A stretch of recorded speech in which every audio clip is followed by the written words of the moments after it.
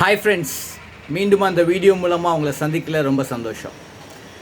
பிசாசுகள்லாம் பன்னிக்குட்டிக்குள்ளே போன story R incident உங்களுக்கு தெரியாதவங்களுக்காக ஷார்ட்டாக ஒரு 10 செகண்ட்ஸ்குள்ளே சொல்லிவிட்டு அதில் எனக்கு ஒரு முக்கியமான ஒரு கேள்வி இருக்குது, அதை உங்ககிட்ட கேட்கலான்னு இருக்கேன். என்னென்னா, ஒரு ஊரில் ஒரு பிசாசு பிடிச்சவன் இருக்கான். அவனுக்குள்ளே ஆயிரக்கணக்கான பிசாசுகள் இருக்குது அப்படின்னு சொல்லி கணக்கிடுறாங்க. அவனும் அதைத்தான் சொல்கிறான். இயேசு கிறிஸ்து அந்த ஊருக்குள்ளே என்டர் ஆகும்பொழுது அவன் ரொம்ப ஒரு மாதிரி ஆகும்போது அந்த பிசாசுகள், அவனுக்குள்ளே இருக்க பிசாசுகள்லாம் கேட்குது, நாங்கள் அந்த பக்கத்தில் இருக்க பன்னிக்கூட்டத்துக்குள்ளே எங்களை போக விடுங்க, எங்களை துரத்தாதீங்க அப்படின்னு சொன்னோன்னே அவன்கிட்டருந்து துரத்தி அந்த பன்னிக்கூட்டத்துக்குள்ளே இயேசு அனுப்புகிறார். அந்த பன்னிக்கூட்டத்துக்குள்ளே போனோன்னா அந்த பன்னிக்கூட்டெல்லாம் அங்கேருந்து அந்த மலை பிரதேசமான அந்த இதில் இருந்து கீழே கடலுக்குள்ளே குதிச்சு ஃபுல்லாக எல்லாம் இறந்து போச்சு.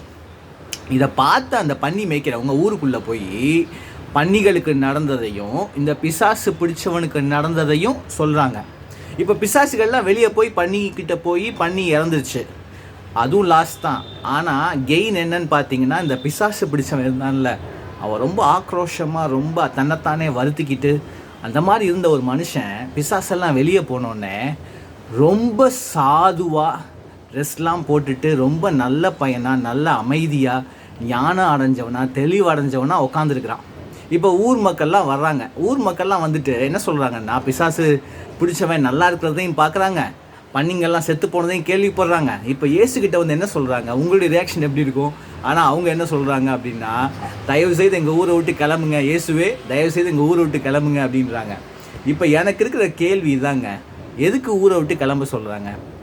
பிசாசு பிடிச்ச மனுஷன், ஆயிரக்கணக்கான பிசாசுகள்னால டார்மெண்ட் ஆகி ரொம்ப பாதிக்கப்பட்டிருக்க ஒரு மனுஷன், எல்லா பிசாசுகளும் துரத்தப்பட்டு நல்லா சூப்பராக அழகாக ஒரு நல்ல மனுஷன் அங்கே உட்காந்துருக்கிறான்.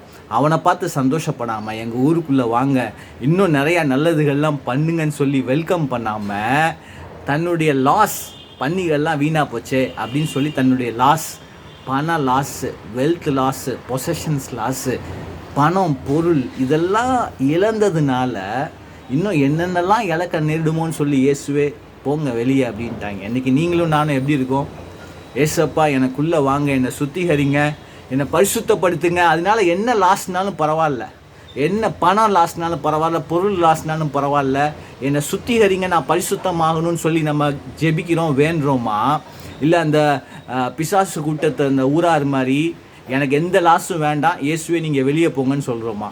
Decision is in your hands. நல்லா சிந்திங்க மக்களே. God bless you. பபாய்.